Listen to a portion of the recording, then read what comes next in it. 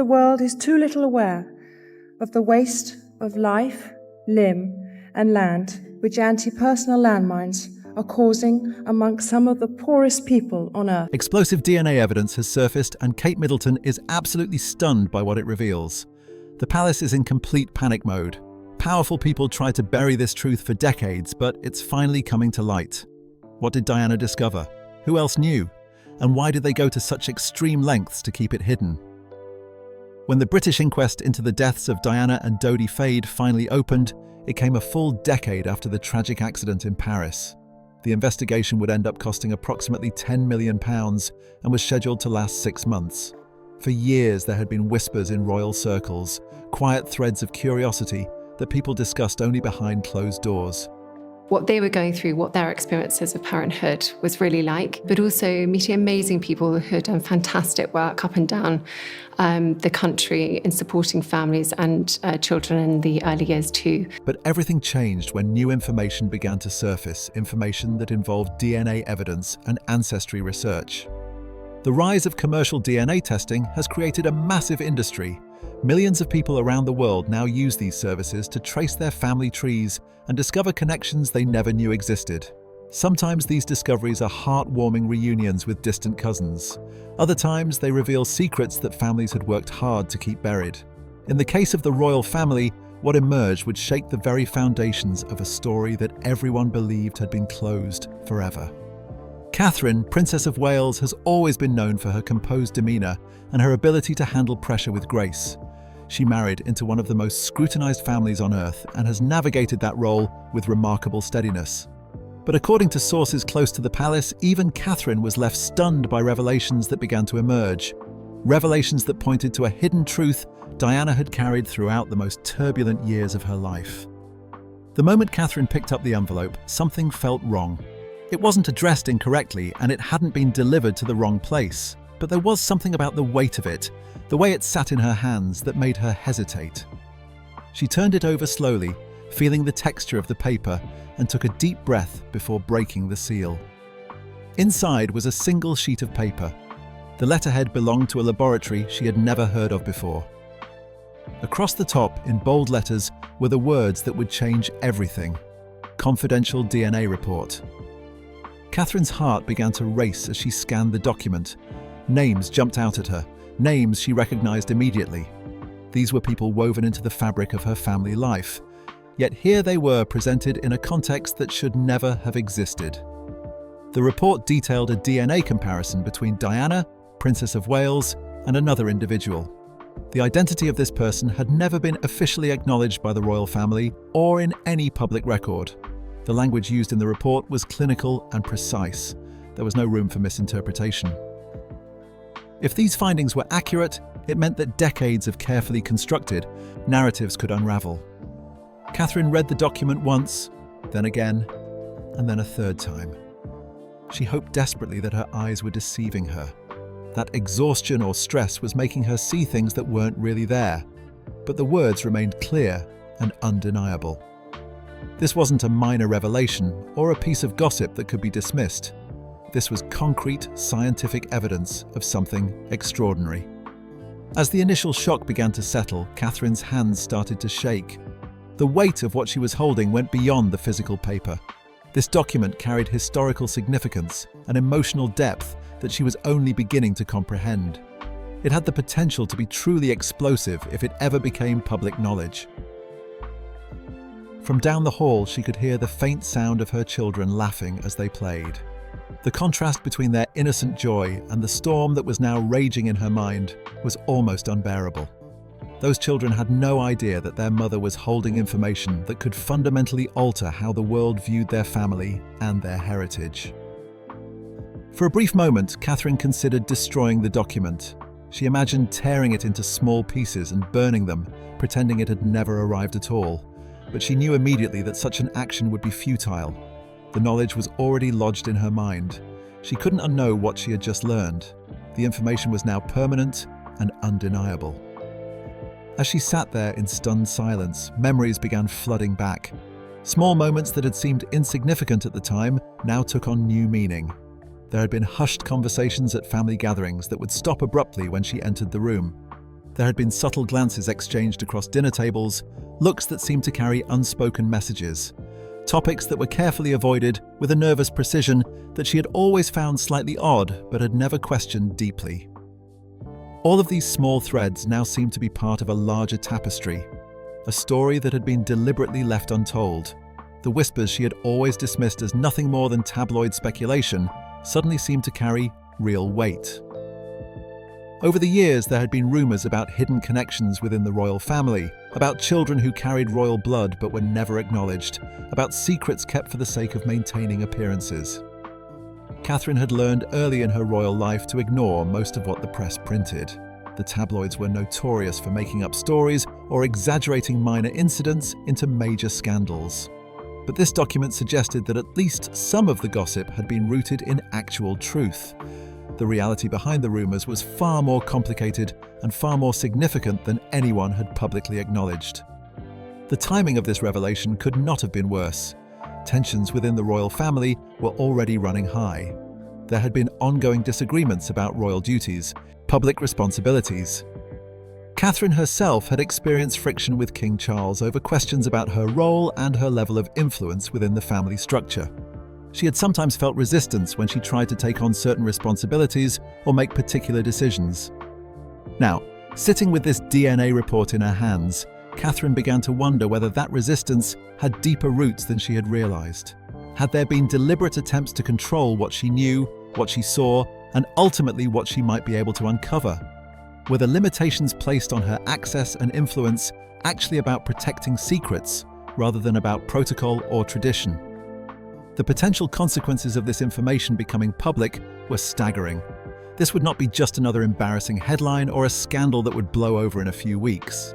This had the power to challenge fundamental assumptions about the monarchy itself, questions about lineage and legitimacy, about who truly belonged to the royal bloodline and who had the right to titles and positions. All of this could be thrown into doubt. If this report became public knowledge, people would immediately begin asking difficult questions. Who knew about this? When did they know? Why was this secret hidden for so long? What other secrets might still be concealed?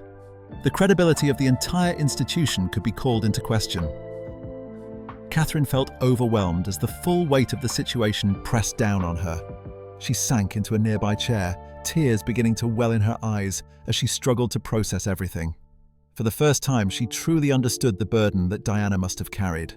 This was precious knowledge, but also dangerous knowledge. It was information that shaped private lives, but could never be safely shared, yet could never be entirely forgotten or ignored either. The revelation hit Catherine with a force she hadn't anticipated. Every instinct she possessed told her that she couldn't simply accept what was written in that DNA report and move on with her life. She needed to understand the complete picture. What had Diana actually known? What evidence had she left behind? And most importantly, why had she chosen to hide this information rather than expose it when she had the chance? Catherine's mind went back to a visit she had made to Althorp years earlier. Althorp is the Spencer family estate, the place where Diana had grown up before becoming the Princess of Wales. During that visit, Catherine had been given access to some of Diana's personal belongings, including diary entries and private letters.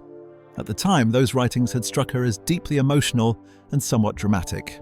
They seemed like the reflections of a woman who was struggling terribly with the pressures of royal life and a failing marriage, dealing with relentless scrutiny from the media. But now, with the DNA report fresh in her mind, those same passages demanded to be read in an entirely different light. Diana hadn't just been venting about her personal troubles or complaining about how difficult her life had become. She had been writing about a discovery, something that fundamentally changed how she understood her own place within the royal family. The careful way Diana had worded certain passages suddenly made sense. She had been deliberately vague, likely because she knew that her private writings might someday become public, and she couldn't risk being too explicit about what she had learned. Yet the emotion that poured through those pages was unmistakable. This wasn't about her husband's well-documented affairs with Camila Parker Bowles. This was something else entirely, something that Diana had decided must remain hidden, no matter how much it cost her personally to keep that secret. Some of Diana's letters pointed to the existence of a confidant, someone outside the immediate royal circle who she had trusted with fragments of this dangerous truth. People who had read these letters in the past assumed she was referring to her troubled marriage or perhaps to private family disputes that were common knowledge within royal circles. But the tone of the letters, which mixed defiance with genuine fear, suggested that Diana was navigating something far more treacherous. She was fully aware of the risks involved in even acknowledging that these secrets existed. Catherine made the decision to return to Althorp. She needed to see those documents again, to search through Diana's personal archive with fresh eyes and a new understanding of what she might find. She told William and her staff that she needed a quiet retreat from London, explaining that the constant demands of royal life had left her exhausted and in need of a brief respite. Nobody questioned this explanation. The life of a Princess of Wales is genuinely exhausting, and taking occasional breaks for mental and physical health is not only accepted, but encouraged. But Catherine's real purpose had nothing to do with relaxation. She was on a mission to uncover what had been deliberately hidden for decades. As she walked through the sprawling halls of Althorp, she felt an almost physical presence of Diana surrounding her.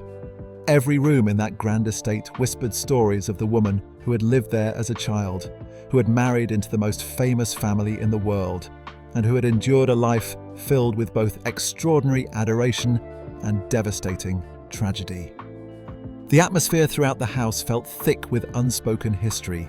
These walls had witnessed conversations and events that had been carefully preserved in memory but never openly discussed. Catherine had arranged a private meeting with a longtime housekeeper who had served the Spencer family for most of her adult life. This woman had known Diana personally and had remained loyal to her memory long after her death. Catherine approached the subject carefully, asking about Diana's personal papers and whether there might be anything that had never been shared with the numerous biographers and historians who had written about the late princess over the years. The housekeeper was cautious in her responses, but she seemed willing to help. After a long pause, she led Catherine through several corridors to a section of the estate that was rarely accessed by visitors. They stopped in front of a door that looked like it hadn't been opened in years. The brass handle was worn smooth with age, and the hinges protested with a loud creak as the door swung open. Inside was a small room that served as a private archive, its shelves densely packed with papers, photographs, and personal items that had belonged to Diana and other members of the Spencer family. Among the seemingly ordinary collection of materials, 3 boxes immediately caught Catherine's attention. Each was tied with ribbons that had faded with time, their once vibrant colours now muted and pale. But what made Catherine's breath catch in her throat was the handwriting on the labels. In Diana's unmistakable script were words that seemed to reach across the years. For Catherine, when the time is right. The use of her actual name sent a genuine chill through Catherine's body. Diana had somehow known, or at least hoped, that one day the woman who would become Princess of Wales after her would need to see what was hidden in these boxes. It was as if Diana had left a message specifically for her successor, trusting that when the moment arrived, Catherine would understand what to do with the information. With hands that trembled slightly, Catherine untied the ribbon on the first box and carefully lifted the lid. Inside were letters written in Diana's distinctive handwriting, dozens of them, all filled with urgency and raw emotion. They spoke of secret meetings that Diana had attended, private conversations she had engaged in, and investigations she had quietly pursued away from the watchful eyes of palace officials and royal handlers. Mixed in with the letters were photographs, some of them faded with age.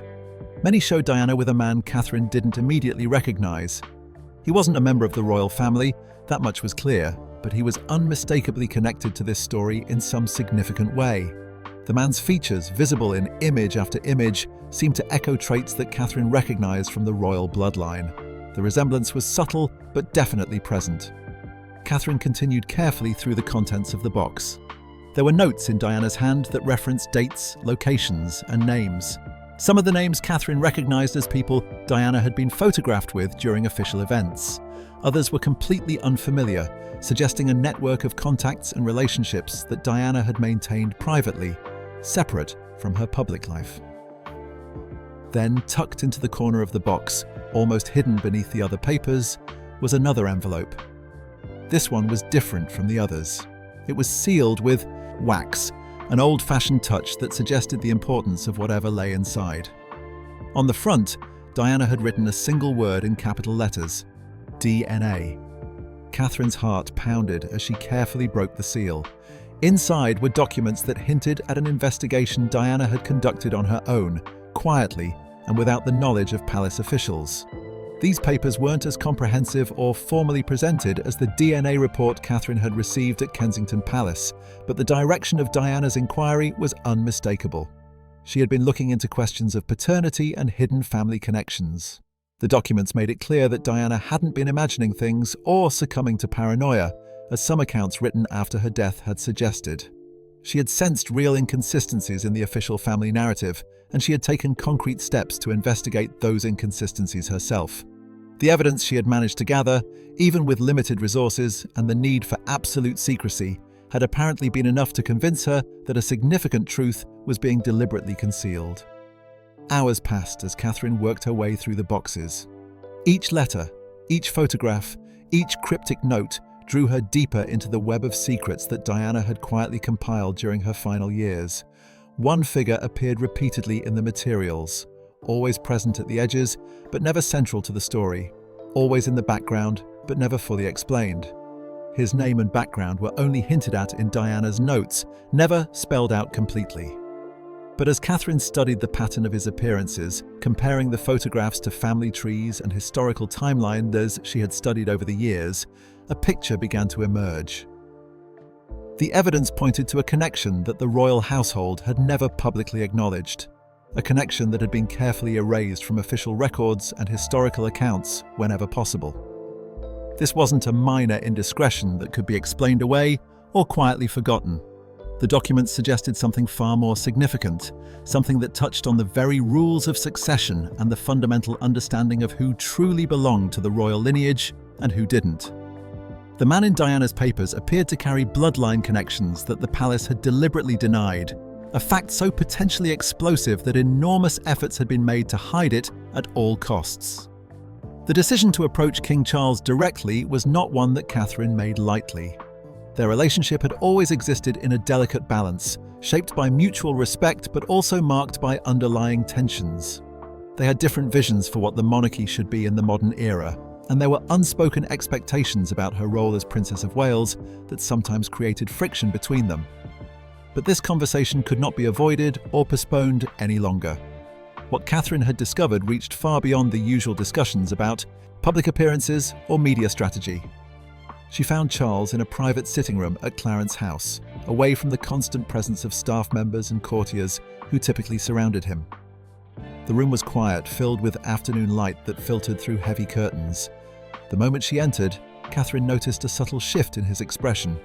He seemed to sense immediately that something significant was about to happen, that this was not going to be an ordinary conversation. Without wasting time on pleasantries or small talk, Catherine placed the documents she had brought from Althorp on the table before him. The photographs from Diana's archive rested on top, their contents impossible to ignore or dismiss. She watched his face carefully as he began to look through the materials, searching for any sign of recognition or surprise. Charles's first reaction was measured dismissal. He suggested, in a tone that was meant to be gentle but came across as condescending, that Catherine had been misled. He implied that she was placing too much weight on the emotional writings of a woman who had been under tremendous stress during her final years. He mentioned that Diana's mental state had been fragile, that she had been dealing with depression and anxiety, and that her perceptions might have been clouded by these struggles. But Catherine had anticipated exactly this response. She had prepared herself for the possibility that Charles would try to explain away what she had found. Remaining calm and speaking deliberately, she began reading excerpts from Diana's letters aloud. She cited specific dates, mentioned particular names, and laid out details that could not easily be written off as the products of an unstable mind or an overactive imagination. She presented a careful timeline of Diana's private investigation, showing how systematic and methodical her inquiries had been. Diana had not been acting impulsively or emotionally. She had been conducting a deliberate search for truth, documenting what she found, and taking steps to preserve that information for the future. The evidence demonstrated that her concerns had been rooted in reality rather than delusion or paranoia. As Catherine continued presenting her case, she watched Charles's carefully maintained composure begin to crack. The pauses between his responses grew longer. The weight of silence in the room became heavier with each passing moment. His initial denials became less confident, his explanations less assured. Eventually, he stopped trying to refute the facts that Catherine was laying before him. What came next was perhaps the most difficult part of the conversation. Charles began to speak more openly, admitting things that Catherine had suspected but had hoped were not true. The man who appeared in Diana's photographs had indeed been part of her life. Certain elements of that relationship, certain facts about his identity and his connection to the royal family had never been disclosed to the public. Each admission seemed to cost Charles something. Each word was delivered with a reluctant gravity that made clear how difficult this conversation was for him. But what truly unsettled Catherine was what Charles revealed next. He had known about these matters for decades. More than that, he admitted there had been a family-wide decision made years ago to suppress this information entirely. Records had been altered in some cases and destroyed in others. Stories that might have led to uncomfortable questions had been buried. Any inquiries that threatened to bring this truth to light had been quietly discredited or redirected. According to Charles, such measures had been absolutely necessary. He framed it as a matter of protecting the monarchy itself, of preserving an institution that was larger and more important than any single individual. He insisted that maintaining the stability of the crown justified the sacrifices that had been made, even if those sacrifices meant that Diana had endured isolation, public vilification, and tremendous personal suffering. Catherine listened to these explanations with growing fury. She thought about Diana's well-documented struggles with mental health, the battles with bulimia and depression that had been reported extensively. She thought about the relentless media scrutiny that Diana had faced, the way her every move had been analysed and criticised. She thought about how Diana's legitimate concerns had been dismissed as hysteria or attention-seeking behaviour, how her pleas for help had been ignored or minimised. The realisation that Charles had possessed the power to validate Diana's claims, to confirm that her concerns were based in reality, yet had chosen silence instead, felt like a profound betrayal. It wasn't just a betrayal of Diana as his wife or as the mother of his children. It was a betrayal of the basic moral principles that the monarchy claimed to uphold, principles of truth and honour and responsibility. Catherine's voice rose as she challenged him directly. She pointed out that protecting the institution by deliberately burying the truth was not protection at all. It was a form of moral decay that would eventually consume the monarchy from within. She argued that lies, even lies told for supposedly noble reasons, created a foundation that could not support anything of lasting value. Charles defended his choices, his own voice becoming more forceful. He insisted that Catherine could not fully understand the immense pressures that came with his role. He argued that idealism, while admirable, must ultimately yield to pragmatism when dealing with matters of state. Difficult compromises, he said, were simply the price that had to be paid to sustain the crown and ensure its continuation into future generations. But his words only served to deepen Catherine's sense of disillusionment.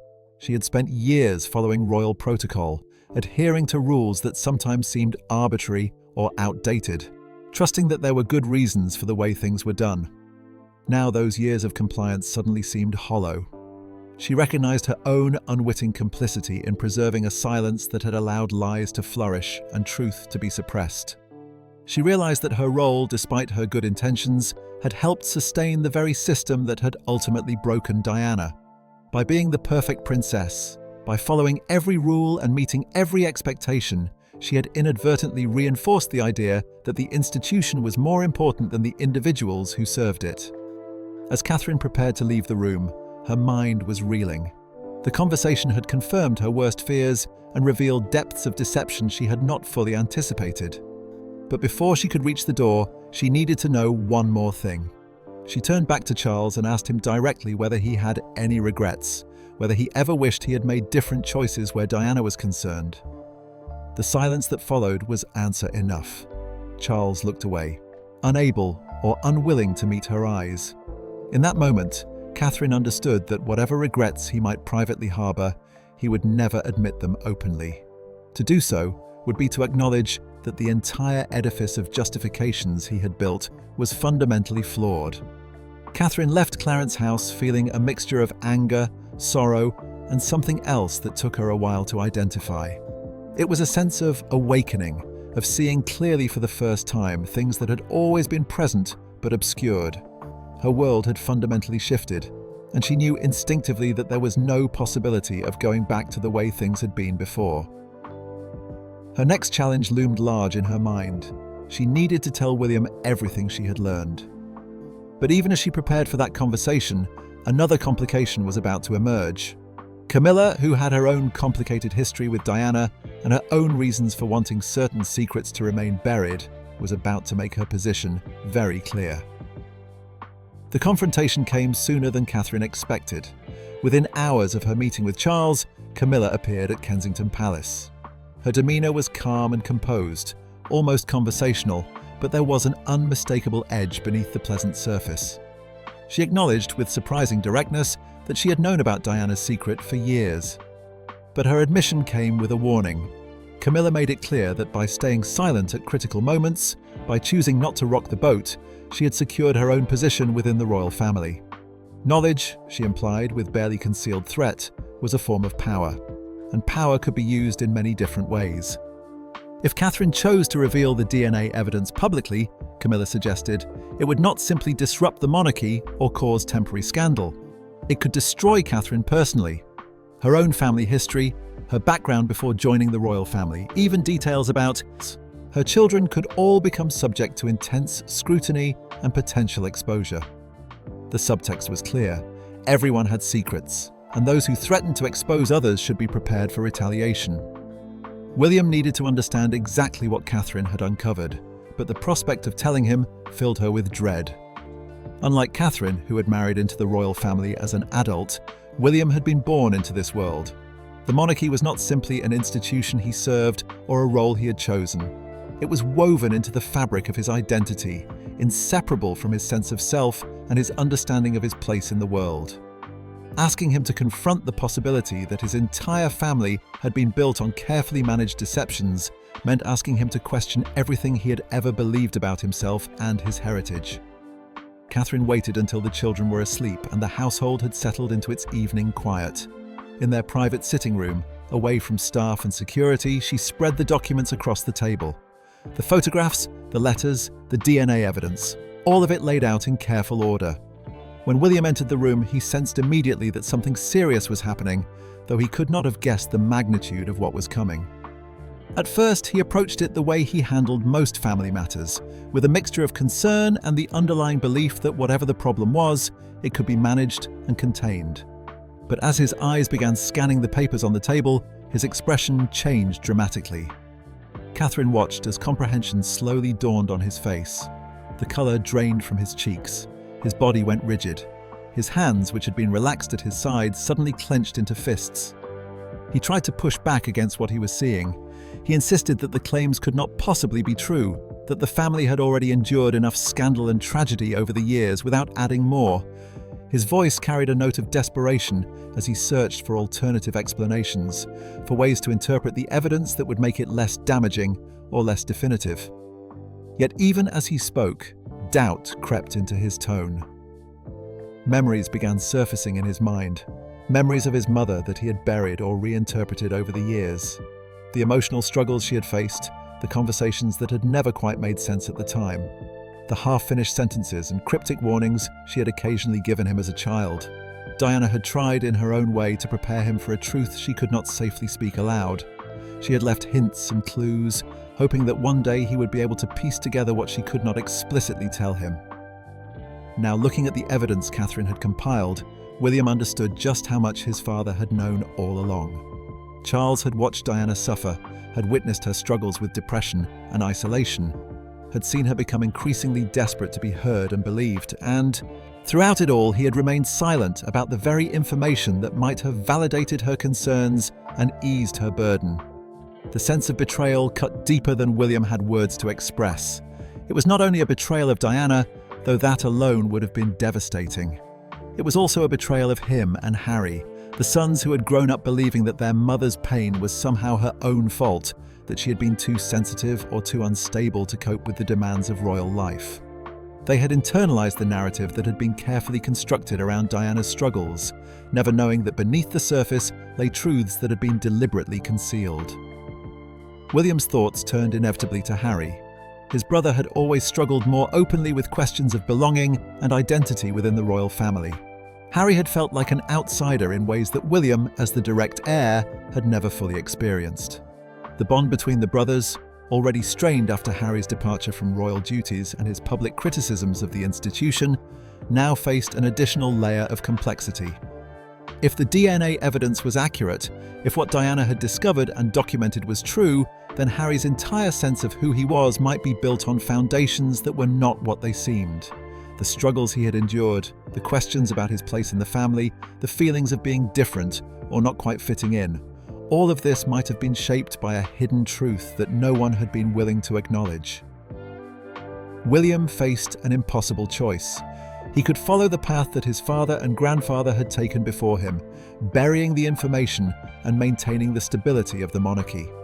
This was the easier path in many ways, the path of least immediate disruption. It would preserve titles, maintain family relationships, and protect the institutional structure he had been raised to defend and eventually lead. Or he could choose to expose the truth, to honor Diana's courage and acknowledge the sacrifices she had made. But this path carried enormous risks. It could cost him relationships with other family members. It could undermine public confidence in the monarchy. It could raise questions about legitimacy and succession that might prove impossible to answer satisfactorily. The very structure of the institution he had been prepared his entire life to lead could be fundamentally altered or even collapse. Catherine reached for his hand, her own voice breaking with emotion. She reminded him of Diana's bravery, of how she had continued her investigation, even when she must have known the personal cost. Diana had left these trails of evidence for them to follow, despite understanding that doing so put her at risk. She had documented everything carefully, preserved it for the future, trusted that eventually someone would have the courage to bring the truth to light. Catherine urged William not to let his mother's final secret die. Unacknowledged, she pleaded with him not to allow Diana's suffering to have been for nothing. Her words hung in the air between them, a challenge that William could not ignore or deflect. He sat with his head in his hands, physically torn between the son who had once promised to honor and protect his mother's memory, and the man who now bore responsibility for an entire institution and its future. The days that followed were agonizing. William and Catherine had endless conversations, circling the same questions and concerns repeatedly.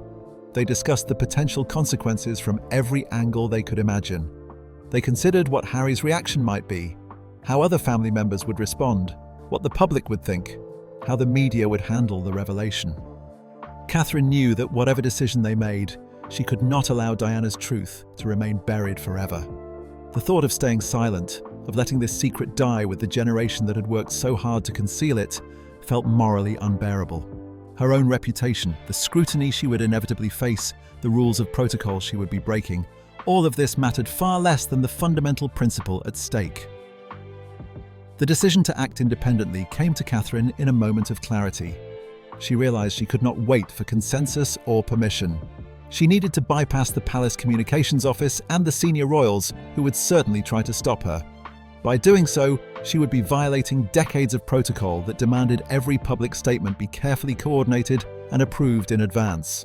But those rules had been designed to protect appearances rather than truth, and Catherine was no longer willing to let appearance trump reality. She reached out directly to a small group of journalists she had come to trust over the years.